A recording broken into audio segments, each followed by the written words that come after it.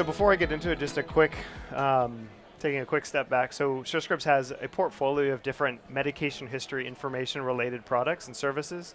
This is one iteration. This is our newest service that we'll be offering, but this is in addition to the other things like medication history for medication reconciliation. There's a lot of different use cases you can use this same information for. We're just talking about one particular service here called medication history for panel management. So I'm going to start with a few slides just to give a little context, just to set up the need. It was information you probably have already seen a few different places, but just going to provide some context before I get into the product specifics. So recently, for the first time, CMS came out with very specific guidelines and goals over the next few years, targeting moving their reimbursements away from a fee-for-service model and moving it toward more of a value-based model. And by 2018, this is a specific example of one of their targets. Half of all CMS penalties are targeting to be moved from fee-for-service to more of these value-based risk models. So to kind of prepare for that, there's a lot of things that providers and people in healthcare are doing now to help become more aware of what their patients are doing outside of the 20 minutes, 30 minutes, couple days that they're either in their office or within a hospital. And one of the things that they're really doing that we're seeing a lot of is engaging in things that we're calling panel management. Panel management, I'll get into a little bit more, but it's just basically a way of managing a population of patients using analytics, using data to risk triage, to understand specifically who your highest risk versus lower risk patients are, what they're doing, again, like I said, outside of the hospital or outside of that care setting.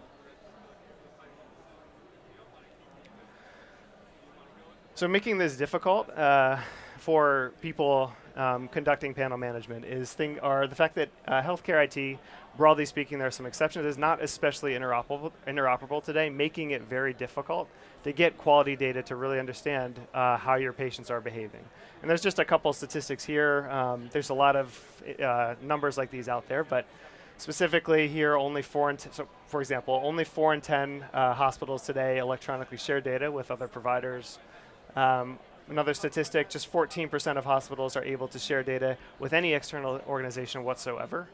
And so these are just examples of how finding and getting and using good data is just hard in healthcare. And that's going to make it especially hard to prepare for things and prepare for events like CMS starting to reimburse just more and more for value-based outcomes as opposed to fee-for-service models. So like I mentioned, the fact that healthcare IT today is not very interoperable is just makes it really difficult to access quality information, which causes healthcare entities to really struggle with informed clinical decision making. It causes them to risk CMS penalties. Often some of them suffer financially from not being able to understand and manage the costs of the patient care effectively. So if you speak to people within ACOs, a lot of them will say the same kind of thing, like just getting better information is the #1 problem that they face today. So just to reiterate, to be able to manage your patients and your populations effectively, you really need good information, and without access to that, doing things like risk triaging, identify gaps in care, conducting analytics is just not very possible. So what we're offering is, again, we're calling it medication history for panel management, and it's a solution that, in a nutshell, just is providing access to high quality data that's consistently formatted, that's fresh and accurate, it's patient identified, it's sent directly from PBMs and pharmacies into your technology solutions, making game-changing analytics and being able to understand what your patients are doing outside of the 4 walls of the hospital or your office a reality.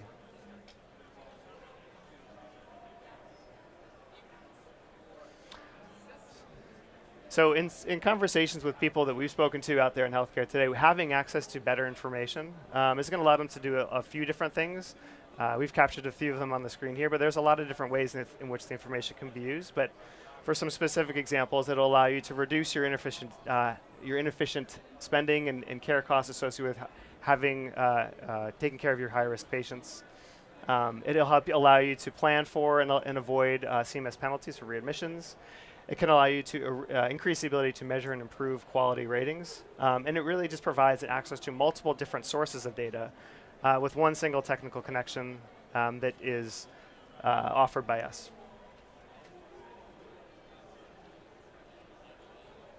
So to give you a high-level idea of what the workflow looked like, and again, this is just basically unlocking access to information. And to do that, an ACO or a customer, whoever the person using the information would specify, the particular set of patients you're interested in. So if you have a population of 10,000 or 20,000 patients, there might be 1,000 or 2,000 specific patients that might be, for whatever reason, in a higher risk level, or they might be heavy. They might have just been discharged from a hospital. There's a lot of different ways in which you could, triage patients down into more manageable panels. But whatever that specific patient list looked like, the customer would send us that list. We would Surescripts ingest the list, uniquely identify each of the different patients, and then send requests out to all of the different data suppliers that we've built connections to. And those data suppliers include both PBMs and pharmacies. And so each different data supplier who's contracted and participating with us through our network would send a response back for each one of the different patients that we had sent them the request for. We would consolidate, Surescripts would consolidate everything together into one XML file that's formatted based off of the NCPDP standard. It's an XML file, just one single file, and then we would send that back out to the customer. So really unlocking that access and those connections to multiple different PBMs, multiple pharmacies, consolidating everything together, I'm just summarizing again, into one file, consistently formatted every single time, and sent back to the hospital, the ACO, technology vendor, whomever that end customer would be.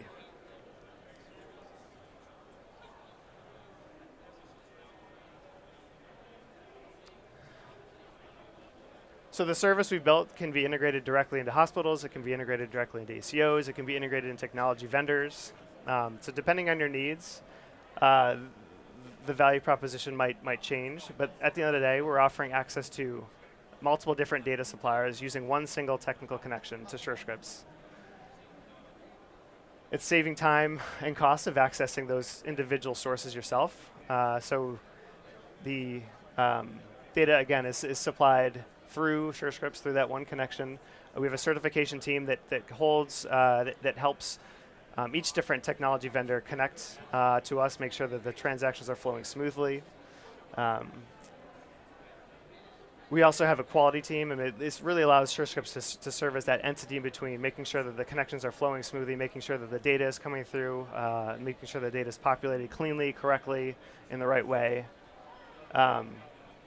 And it can also help create a revenue stream through the medication history data delivery on behalf of technology vendors. So it's really jointly partnering with either vendors or hospitals or ACOs to facilitate the interoperability of information between these PBMs and between these pharmacies through Surescripts to ACOs or other care providers. And this is just a snapshot of the overall medication history network that Surescripts has built throughout the years. This particular use case is one flavor of this overall network, but just in general, the Surescripts network contains access to over 2 billion prescription records through partnerships with all your major retail pharmacies, also covering 270 million covered lives through connections built into different PBMs. Just in general, across all of our different products and services, we facilitate the transactions of hundreds of millions of transactions back and forth between healthcare providers, between PBMs, between pharmacies. Another example, just if you look at the infrastructure that we've built to handle all of the different transactions flowing over our network. Last year alone, there were over 7 billion transactions flowing. So this is something that's a network that we've built today. It's scalable. It can support millions and even billions of different transactions at a time. And just to reiterate, the information that we're connecting to here for this particular use case is through PBMs and through pharmacies, and it's providing access to the highest quality, really the freshest, the highest quality information out there today. And that's compared to some of the data out there that I know that from people we've spoken to, a lot of the information people in ACOs are using often lags, it's often inconsistently formatted. This would be, like I keep mentioning, it's consistent, it's formatted correctly, and it's near real time. So I tried to keep the product overview fairly high level. It's a simple concept. There's a lot of complexities when you kind of get into it, but at a nutshell, it's just unlocking access to data. So I can answer questions here. I can answer questions just one-on-one, or if you haven't, yeah.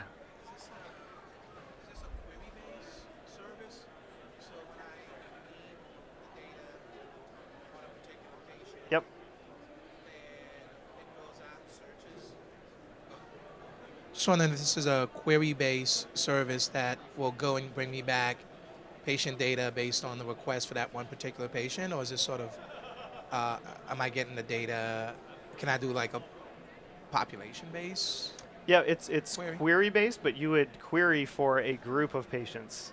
So you would tell us, I have 1,000, diabetics I'm interested in keeping track of throughout the next year or something. So you would send us that list of 1,000 as often as you needed results back. So if it's weekly, or if it's twice a month, or if it's monthly, or every 6 months, it's on the customer to decide how often they want it and for who they want it for. Okay. Okay. What was the revenue stream slide you talked about? Yep. We partner both directly with ACOs and hospitals, but also with technology vendors who often have analytics capabilities built into their solutions. And so we effectively, by partnering with either one of those, and we can power the analytics of different technology vendors with better data on behalf of the care provider at the end of the day.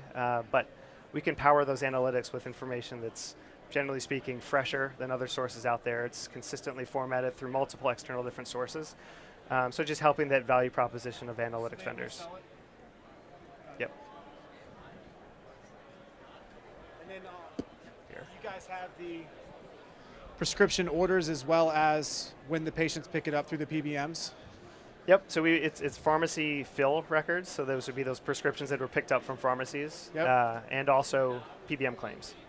And then the disconnect between the order and then the lack of pickup, is that something you guys put extra emphasis on, sort of the failure in therapy or failure to get the medication? Yeah, so prescription, the information we get from pharmacies would be picked up prescriptions.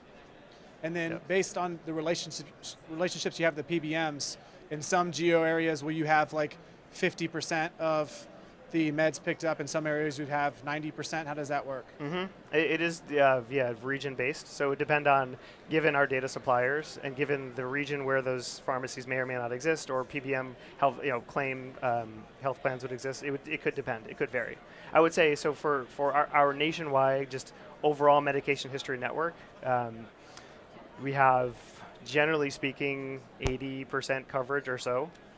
That'll vary by service. So this particular service is brand new, so we're still working up to that coverage level. But in general, overall, our coverage across both PBMs and pharmacies nationwide is 80%. But there are pockets that are more, pockets that are less. Great. Thank you. Yep. What's your coverage in the Maryland, D.C. region? Couldn't tell you the specific number, but it's high. It's a major metropolitan area, so generally speaking, it'll be high.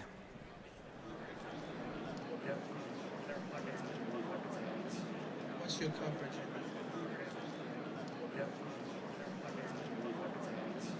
What's your coverage in? Any other questions? I can go over particular parts again if anyone wants to hear anything again, or specific questions.